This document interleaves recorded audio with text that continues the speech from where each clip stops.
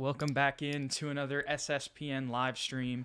We'll wait for a couple of y'all to get in here, but while we're waiting a little bit, Ethan, what is your favorite Spurs regular season memory? Oh, gosh. I actually have one. You can answer first then. I got to Okay. think about this. So the only reason is literally just because I was at the game. But unfortunately we lost. But it was LaMarcus Aldridge and Damian Lillard. It was that triple overtime game, and it was like I think it might have been LaMarcus's last season in Portland, maybe not. But it was a triple overtime game, and we ended up losing. But like we came back like 3 times in that game, like at the end of the fourth, the end of overtime number 1, and the end of overtime number 2. And then we ended up losing in triple OT. So it was tragic, but it was also one of the best games I've ever went to. Damian Lillard had like 55. I think LaMarcus might have went crazy in that game too. But it was super cool. I forget when it was, but Wow. it was a really fun game. And I was there. I was up in the nosebleeds, but still, it was insane. Yeah, sounds crazy. Man, that's a tough question to answer. I'm going to go with the two that immediately came to my mind. I know people are going to be mad at me though because they're recent memories, because obviously I'm not old enough to have watched Spurs back in the day. So my first one's going to be LaMarcus's 56-point game in the triple overtime against the Oklahoma City Thunder. Gotcha. And my second one, what was the other one? Crap. Oh, it was last season's big blowout win over the number 2 seeded Phoenix Suns. Yeah, that was a fun one. That was a really fun game. I remember watching that, and that was just super cool. Like we said, to see guys like Trey Jones and Devin Vasel like play crucial minutes against a good team. Obviously, Phoenix was just off that night, as we saw they went all the way to the finals. But still, it was cool to see the young guys succeed against a talented team. Especially since we didn't have – I thought it was going to be a blowout in the other direction. Yeah, we didn't have DeMar DeRozan. We didn't have Patty Mills. And we didn't have Jakob Poeltl. We had my boy Eubanks and Luka Samanic in the starting lineup, and we came out with a pretty impressive win, like you said. So that's a great memory, too. The most impressive part of that is that Luka Samanic started that game. He didn't play that many minutes. Only to get pulled. Even when everybody's hurt, still couldn't be on the court. Unfortunate. Yep. Hopefully, I think he'll be better with the offseason development, but once again, we'll have to see. But anyways, we do have some Spurs news, Ethan. We'll start off from the top. I wish I could play like some music and we could like turn off the lights and have our lights flicker for Chandler Hutchinson. Unfortunately, no longer a San Antonio Spur. I know that I was really hoping that he would make the team. I wanted, that would have just been such a funny storyline to keep going back to. And you know what's crazy is like immediately after he gets cut, the freaking Suns went and picked him up. So it wasn't like this dude wasn't valued. So it'll be very interesting. I know, we didn't really need another wing, but I would have rather had him over Al-Farouq Aminu. So we'll see what happens. But I mean, I guess I guess that gets to the question though, would you have KBD or Chandler? And at this point, I would just say KBD just because he knows the system more. So I guess it works out, which is the second thing. We signed Keita Bates-Diop right after to once again go over the 15-player cap. And it's a 2-year NBA deal. He's not going to Austin with Joe Wieskamp. He is going to the NBA. So that is a very interesting signing. Wasn't expecting it. I'm happy about it because I'd rather have him than Al-Farouq Aminu. We were texting about that. Because they're effectively the same player at this point, except KBD's younger and better. Like what Al-Farouq Aminu used to be good at, maybe KBD's not as good of a defender, but he's a better shooter and a better offensive player overall and still a pretty good defender.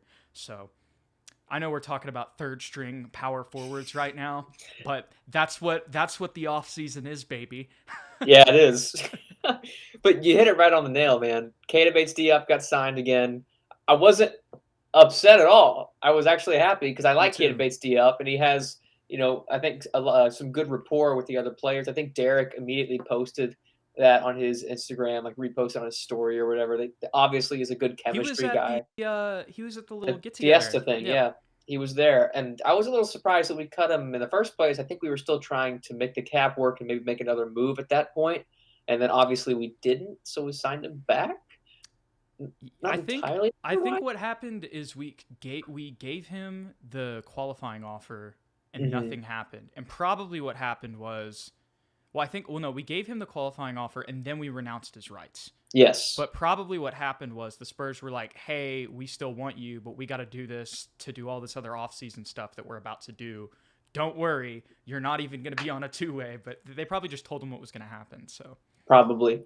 But yeah, I like him a lot more than I like Al-Farouq Aminu. And if the rumors are true that we're still trying to trade Thaddeus Young, then it's a great pickup because he's a guy, like you said, that can slot into that third string or maybe even backup role at power forward. Because if they trade Thad, maybe they're planning. Oh, God.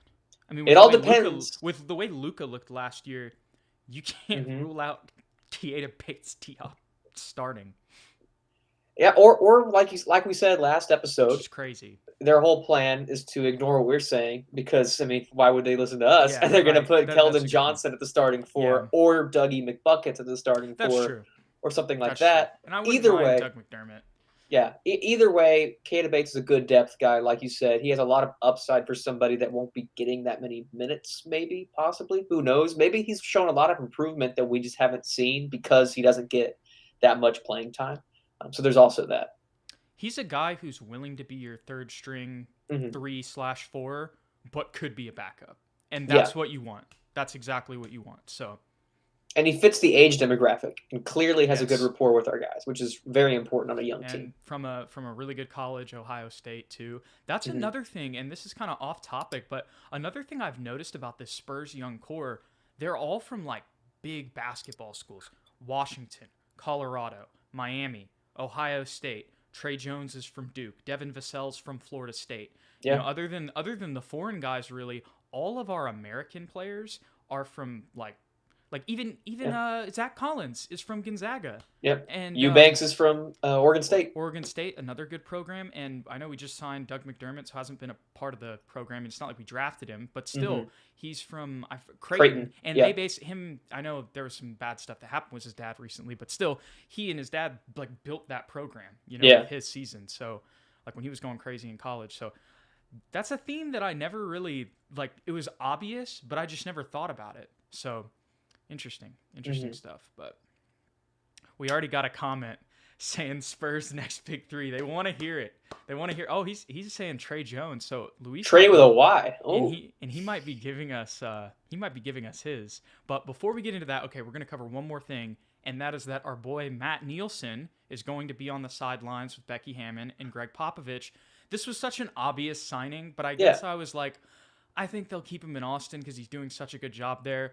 But I should have known that they were just going to move him up. I feel like it was super obvious. That's what they've done in the past, and it's a great signing. Head coach of the Australian national team obviously has done well with the Austin Spurs and therefore has a relationship with the players on our roster because he's been a coach with the Austin Spurs. Yeah. Maybe not all of them, but, the younger guys, more recent ones. So just a great signing. I'm very happy about it. What do you think? I agree with you 100%. And something I didn't realize until today when I was doing a little bit of research on Matt, he's a 3-time NBL champion. He three-peated in the NBL. I did not know that. Yeah, wow. 16, 17. Or actually, he didn't three-peat. That makes sense, though. 16, 17, and 19. So 3 championships, 1 back-to-back, and then a year after that. So, yeah, he's obviously a guy that has a lot of experience internationally, something that we're used to. And I don't know what I expected us to do, but it makes perfect sense. Like you said, he's a guy that learned under Pop a little bit. He's been in the system. Why not just promote him? The G League team usually does pretty well. So I like to see that promotion there. Absolutely. So, yeah, that's really the Spurs news here today, guys. Once again, Chandler Hutchinson, rest in peace. In Phoenix. Keita Bates-Diop on a 2-year deal. Now we may have to, once again, question if Thaddeus Young moving or Al-Farouq Aminu getting cut, still up in the air. With that signing, it makes that more possible. And then Matt Nielsen being our new assistant coach, which is just a good thing. I mean, it's another Olympic basketball coach. You can't be mad at it. Yeah. But let's get into the good stuff. Luis has already given us his big 3. He says Trey Jones, Kelden Johnson, and Josh Primo. Who do you want to go first on this? Have you thought this out yet, Ethan? Or are you coming in raw turkey after class? I thought about this during class, actually. We won't tell your professor. Yeah, please don't. Yeah, anyways, my big three, I'm going to go with Keldon Johnson. I think he's the obvious pick because he has so much upside and he's shown tremendous improvement after his rookie season and then even after this season, just consistently improving at that position. Somebody that has a lot of upside. And then DeJounte Murray, I think's going to be an all-star level player next year. That's my that's my big hot take. Maybe he won't be an all-star, but I think he's going to be at that caliber of that like borderline, like maybe he's a I snub. don't think that that's crazy to say at all. I don't think so either. He's very versatile. He's a great defender, like we've seen, and his offensive game has continued to take steps each season. He's got that mid-range jumper. I think he's going to be our go-to scorer next season. So there's just a tremendous ceiling for DeJounte, even still, despite having a few years under his belt. And my third member of the big three, I don't think is on the team yet. Um, I don't think that third guy. I think our third guy is going to be coming to us in the next couple seasons in the draft. I don't think Primo. I don't think Primo's going to be our big three star. I still think we're missing that number one centerpiece. We're missing the Duncan. I think that Keldon and DeJounte can be the Tony and the Manu, but we're still looking for that Duncan player. Okay. So I went a little bit out there. I think there's a lot of different places that you could go with this. And I agree with like what a lot of what you said, like your point about DJ and him improving year to year. Like we'll get into that a little later in our next topic, but that's something that I had written down because I just wanted to talk about that because I feel like we forget so much. Like regardless of all the crap that you can say about DeJounte or maybe the mistakes that he's made in games that just make you go like, head slap. Look, this dude has improved from year to year, and it's something that we have to discuss. But my big three, I'm going to throw two at you that are probably you're going to think these are curveballs, but I'm literally going off of guys because the thing is I thought about it, and I thought about Derek and DeJounte. And while I do think there is a slight chance for both of them that they could become all-star level players, a part of a big three, I think that, I don't know, maybe it's not their contract that tells me this, but and maybe this is crazy, I just think that they're going to be like B+ guys. Like I just don't know if they can really like take over that role. We'll have to see that this year, but I have not been proven that yet. Like, yeah, I talk about the Derek series a lot against the Nuggets, but at the same time, since then, like that's the only thing we've seen. And we've seen DeJounte have like a big game before. You know what I mean? Yeah, it wasn't technically in the playoffs, but you get what I'm saying. But my big three, so I have Keldon, obviously, right? Because, I mean, when you look at all of the young guys on our roster, Keldon is the furthest ahead of all of them at the age that he is at, right? If you look back at Lonnie when he was 21, Derek, DeJounte, etc., right? Well, Derek was still in college, but anyway.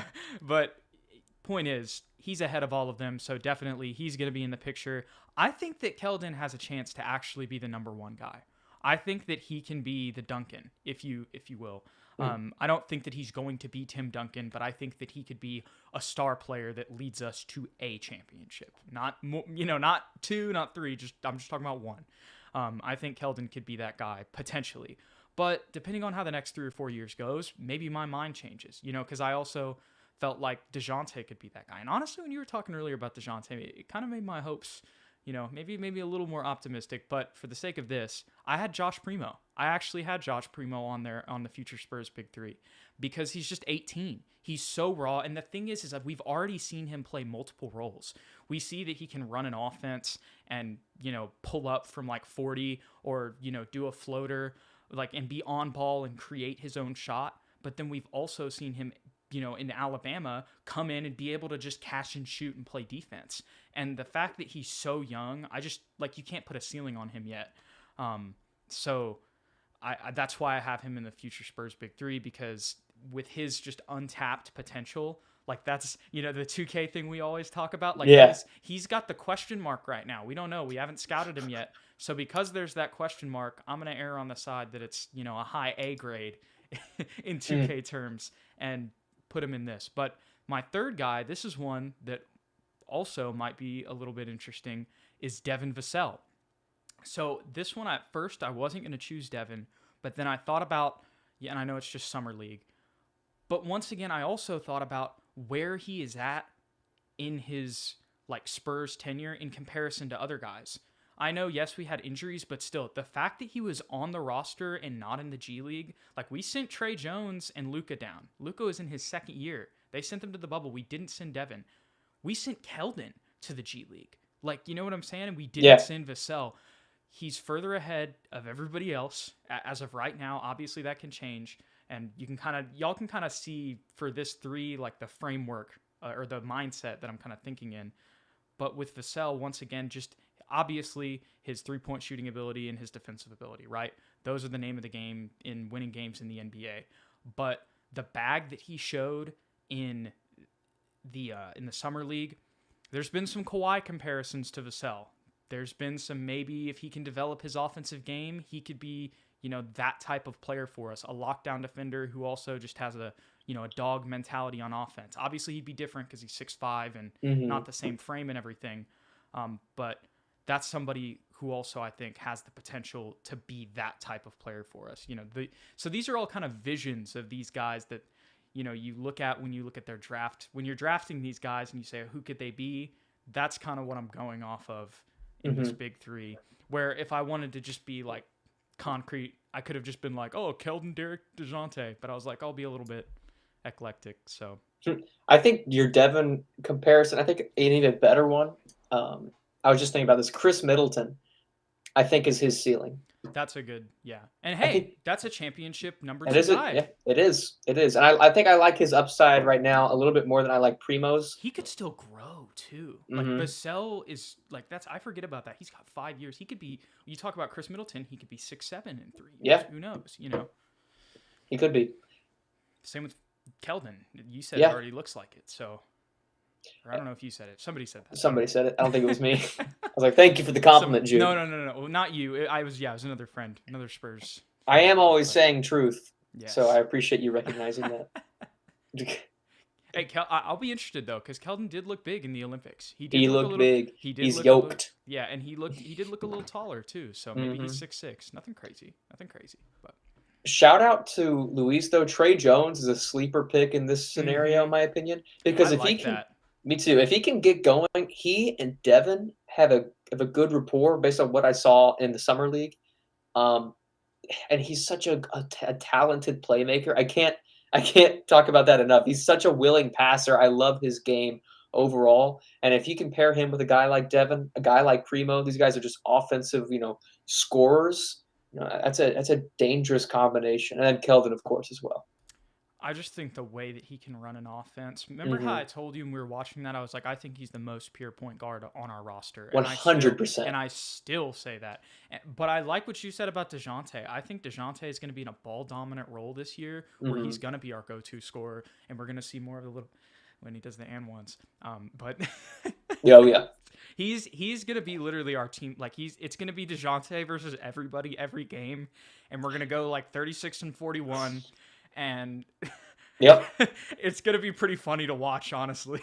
I think DeJounte Murray is going to take the same step that Shai Gilgeous-Alexander took when Chris Paul left the Thunder. Yeah.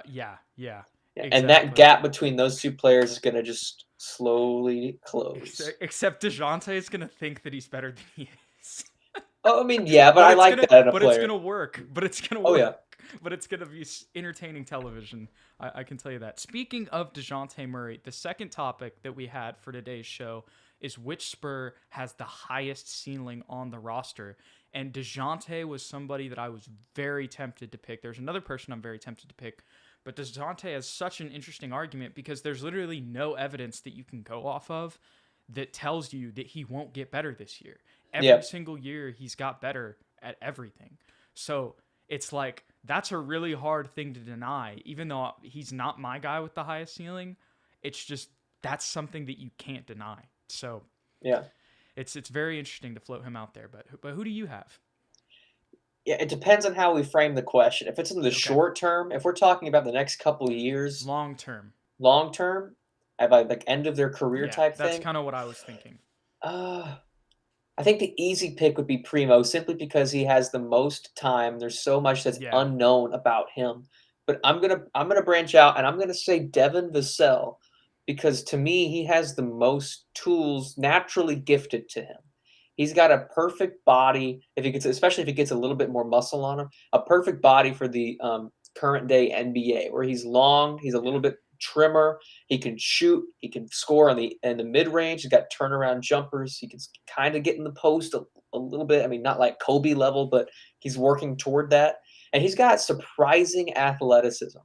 Like, you look at him and you don't think, oh, this guy can't really jump out of the gym. I mean, he can get up there with the best of them. He can put down some sick posters. We've seen that in the G League, or not G League, the Summer League, and in the regular season. And all that being said, he still is one of our best perimeter defenders. And that will only continue to improve as he gets more comfortable with the team and the chemistry and the switching gets better. I think he has all the tools there. It just depends on what he wants to do with them going forward. Well, Alexander agrees. Once again, Alexander, thank you for being in here. So I do have a small forward, and it's not Devin Vasel. But I understand your argument. Doug McBuckets. He's going to be the MVP. No, I have Kelden.